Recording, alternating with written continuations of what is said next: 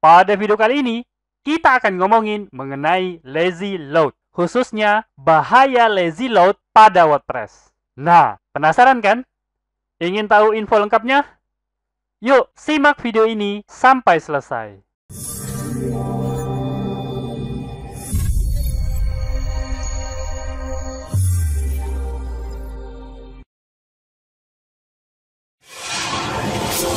Assalamualaikum warahmatullahi wabarakatuh. Ketemu lagi bersama saya, Kanada Kurniawan, dan masih di channel kita Pro Jasa Web. Pada kesempatan kali ini, kita akan ngebahas mengenai bahaya lazy load pada WordPress. Seperti yang saya sebutkan pada video sebelumnya, pembahasan kali ini mungkin agak panjang, jadi teman-teman harap bersabar ya. Ditonton pelan-pelan supaya teman-teman paham apa yang dimaksud dari bahaya lazy load ini. Dan pada akhir video ini, saya akan menjelaskan mengenai solusi dari apa yang terjadi. Oke, tanpa berlama-lama kita langsung masuk ke pembahasannya. Yang pertama, saya pengen tanya, mungkin teman-teman ada yang udah tahu ya bahwa Google itu pernah menerbitkan artikel ini. Nah, ini dia. Artikelnya beralamat di web.dev/lcp lazy loading. Seperti ini tampilannya ya. The performance effects of too much lazy loading. Nah, jadi efek negatif dari terlalu banyaknya lazy loading. Nah, aneh ya. Jadi kalau menerapkan lazy load terlalu banyak, ternyata ada efek negatifnya. Nah, ini tertulis jelas ya. Teman-teman bisa lihat pada kalimat yang saya garis bawahi itu yang warna merah. Tapi jika digunakan secara berlebihan, efeknya akan negatif terhadap performa website teman-teman. Dari artikel ini kita akan bahas secara lebih dalam apa sangkut pautnya dengan WordPress dan bagaimana solusinya.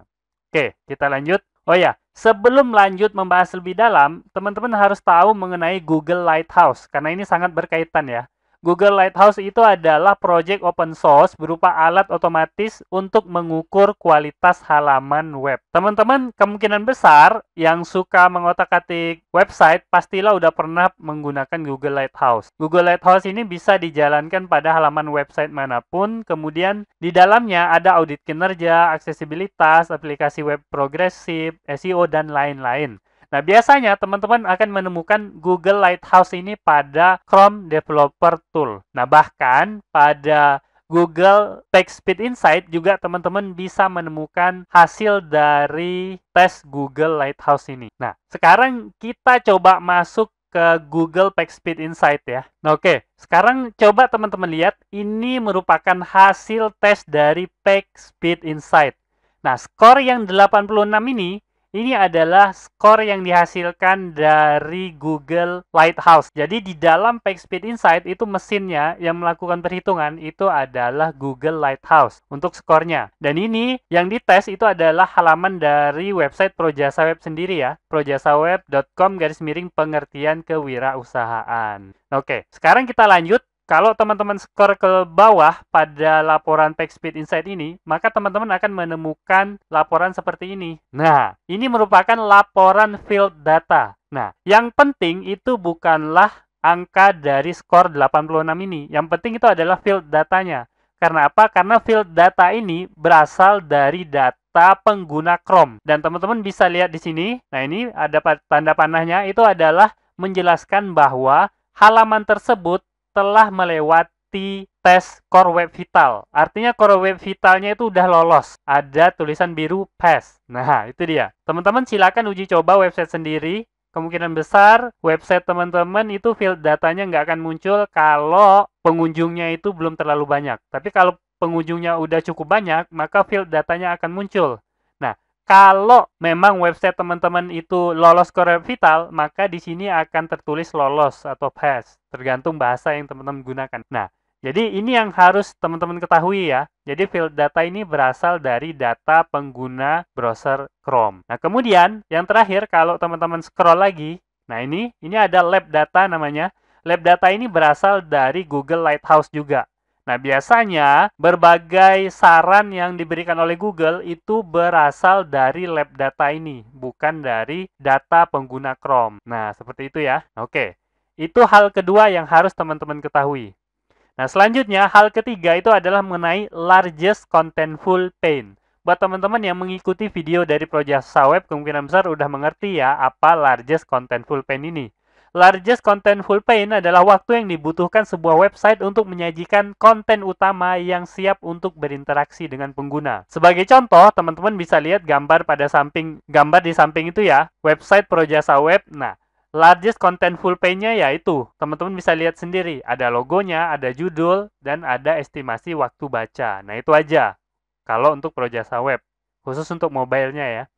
Nah, konten utama yang dimaksud itu adalah konten yang terlihat oleh pengguna ketika pertama kali membuka website sebelum di-scroll. Nah, itu yang harus teman-teman ketahui. Biasanya ini dikenal dengan istilah above the fold. Jadi, konten-konten yang terlihat tanpa harus scroll. Satu hal juga yang penting buat teman-teman ketahui, largest contentful paint ini merupakan satu dari 3 faktor Core Web Vital. Dan Core Web Vital sendiri adalah faktor dari page experience yang merupakan faktor ranking Google. Jadi berpengaruh langsung pada ranking Google. Untuk largest contentful paint, itu waktunya yang bagus menurut Google itu adalah 2,5 detik atau kurang daripada itu.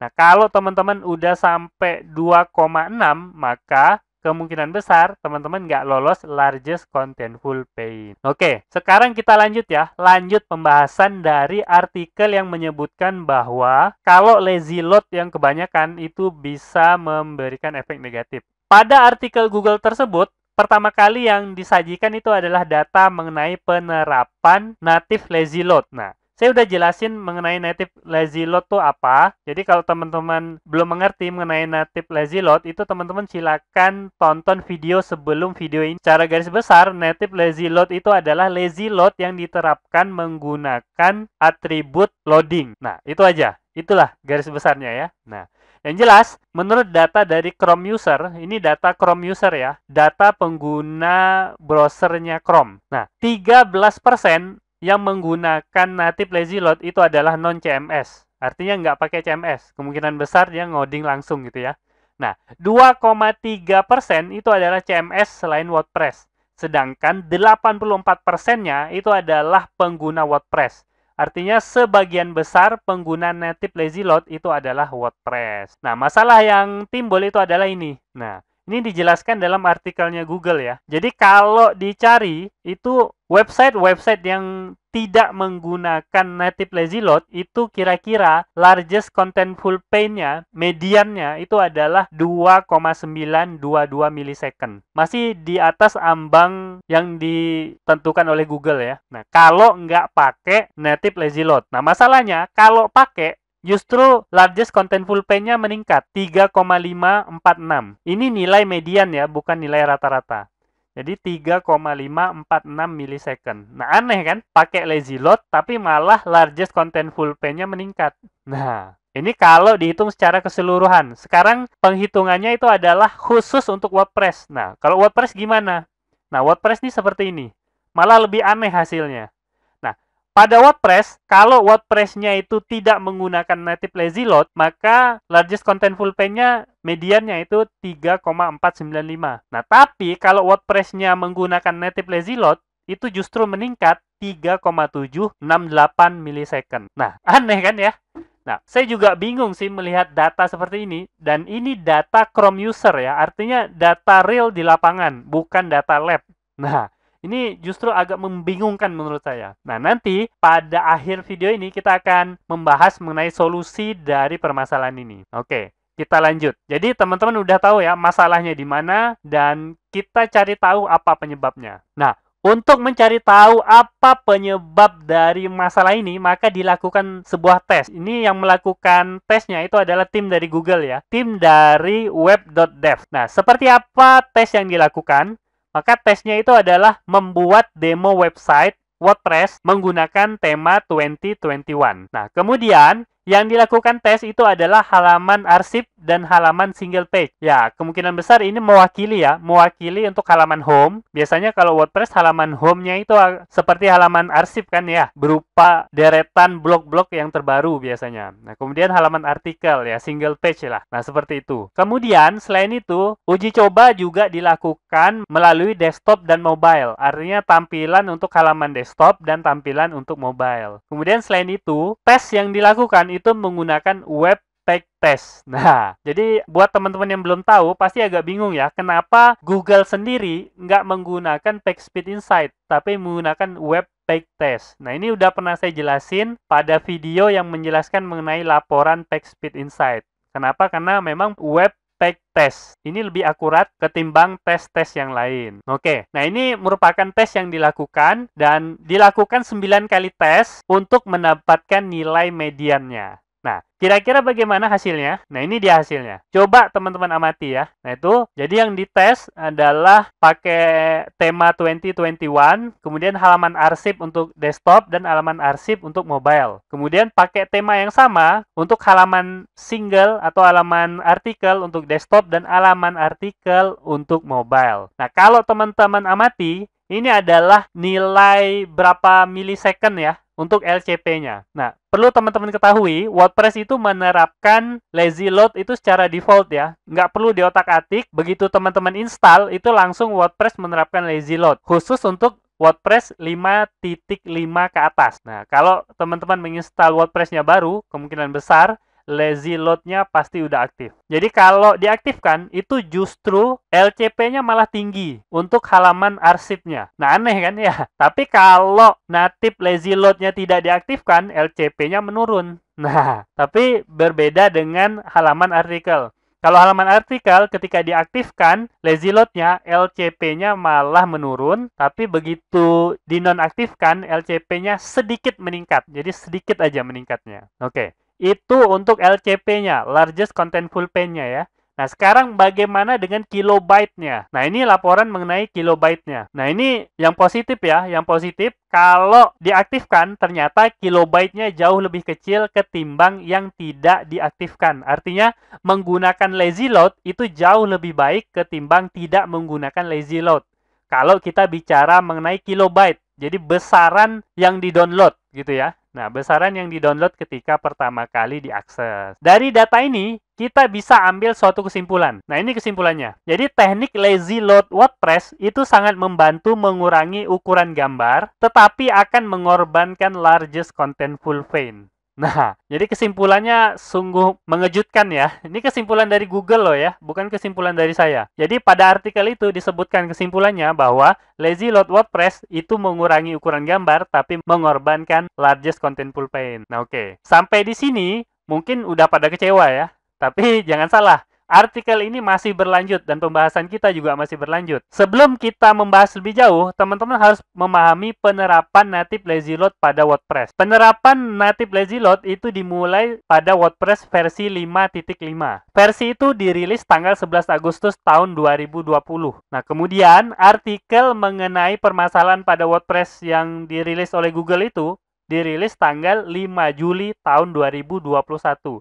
Jadi antara Agustus dan Juli masalah itu terungkap ya. Masalahnya, tapi hingga saat ini belum ada penyelesaian masalah atau update terbaru dari WordPress untuk menyelesaikan masalah ini. Kenapa WordPress nggak menyediakan update? Nah, nanti akan kita bahas. Karena WordPress belum menyediakan update, maka tim dari Google itu membuat sekali lagi uji coba. Nah, melakukan uji coba terakhir. Nah, bagaimana mereka melakukan uji coba terakhir? Nah, ini dia. Untuk melakukan uji coba terakhir ini, teman-teman harus memahami native lazy load WordPress bekerja. Nah, gimana caranya? Jadi, WordPress itu secara otomatis memasukkan atribut loading lazy pada setiap gambar yang berada pada post content, pada excerpt, pada text widget, pada avatar, dan pada bagian yang menggunakan WP Get Attachment Image. Jadi, ada 5 hal ini WordPress melakukannya secara otomatis. Nah, masalahnya di mana? Masalahnya ini, teman-teman harus catat bahwa ternyata WordPress juga memasukkan secara otomatis atribut lazy load ini pada bagian above the fold. Nah, kita udah ngomongin tadi kan, above the fold itu adalah bagian yang langsung terlihat ketika pertama kali mengakses halaman web tanpa di-scroll. Nah, itu masalahnya.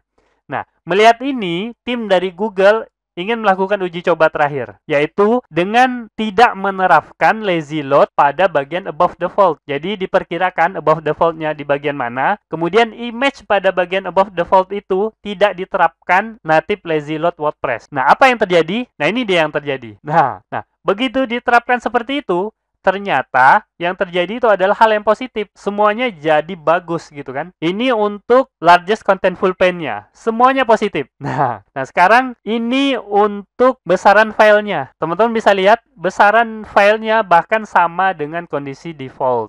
Nah, jadi ternyata masalahnya itu adalah penerapan lazy load pada bagian above the fold. Nah, ini menjadi sumber masalah. Nah, jadi kesimpulannya, native lazy load WordPress itu adalah hal yang baik. Jadi teman-teman nggak perlu panik, nggak perlu bingung. Itu adalah hal yang baik. Tapi, jangan sampai native lazy load WordPress itu diterapkan pada bagian above the fold. Nah, itu catatannya. Jadi, teman-teman harus cari solusi teman-teman sendiri untuk meniadakan native lazy load pada bagian above the fold. Nah, teman-teman bisa lakukan manual atau bisa lakukan dengan script tersendiri atau dengan cara yang lain. Banyak sekali cara yang bisa teman-teman tempuh. Saya pribadi untuk berbagai website itu solusinya beda-beda. Ada website yang saya biarin aja. Saya biarin diterapkan above the fold. Kenapa? Karena ternyata efeknya nggak terlalu besar. Tapi ada pada website-website tertentu, itu saya bahkan menonaktifkan native lazy load-nya WordPress. Saya gantikan dengan plugin. Nah, seperti itu. Jadi ini tergantung semua kepada website teman-teman masing-masing. Jadi harus dites dulu. Oke. Jadi itu ya, solusinya teman-teman harus melakukan cek pada website masing-masing dan lihat gimana pengaruhnya. Apakah ternyata above the fold ini memiliki pengaruh yang besar pada LCP-nya atau tidak. Kalau pengaruhnya besar, teman-teman harus segera eksekusi ya. Harus diberikan tindakan. Nah, satu lagi catatan. Nah, ini juga yang terbaru ya. Teman-teman harus tahu bahwa ternyata Google Lighthouse itu ada update pada bulan September ini. Nah, update-nya tanggal berapa? Update-nya tanggal 8 September tahun 2021. Ada banyak sekali yang diupdate, tapi yang menjadi catatan itu ada pada bagian update-nya itu. Nah, ini bisa teman-teman lihat bahwa ada new audit. Jadi pada Lighthouse terbaru 8.4, Lighthouse-nya itu udah bisa mendeteksi elemen-elemen pada bagian above the fold yang menerapkan lazy load. Nah, artinya kalau teman-teman tidak melakukan tindakan pada website WordPress teman-teman yang masih menerapkan lazy load pada bagian above the fold, maka audit yang menggunakan Google Lighthouse teman-teman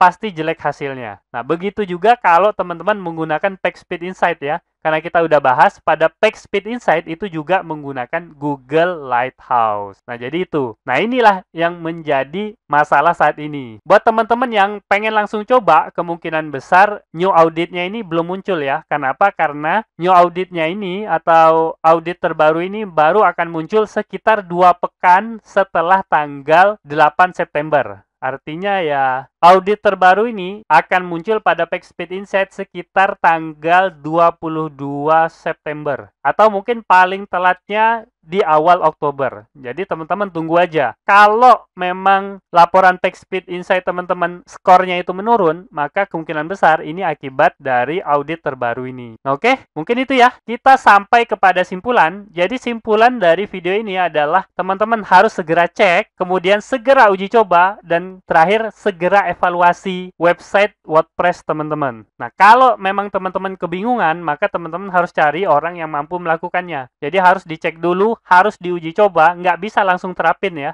Teman-teman harus uji coba dulu, apakah yang sekarang ini lebih baik, atau justru teman-teman harus ubah gitu. Nah, itu harus diuji coba, nggak bisa main terapin aja. Nah, terakhir, kalau teman-teman masih kekurangan gitu ya, pengen membaca lebih lengkap mengenai lazy load ini, teman-teman silakan kunjungi artikel yang saya tulis sendiri di projasaweb.com/lazy load. Nah, artikel ini kemungkinan besar akan sering saya update ya, terkait informasi mengenai lazy load. Jadi, teman-teman silakan baca aja kalau pengen pembahasan yang lebih lengkap mengenai lazy load. Nah, oke. Mungkin itu aja yang bisa saya sampaikan. Semoga aja video ini dapat bermanfaat buat teman-teman. Dan saya akhiri. Assalamualaikum warahmatullahi wabarakatuh.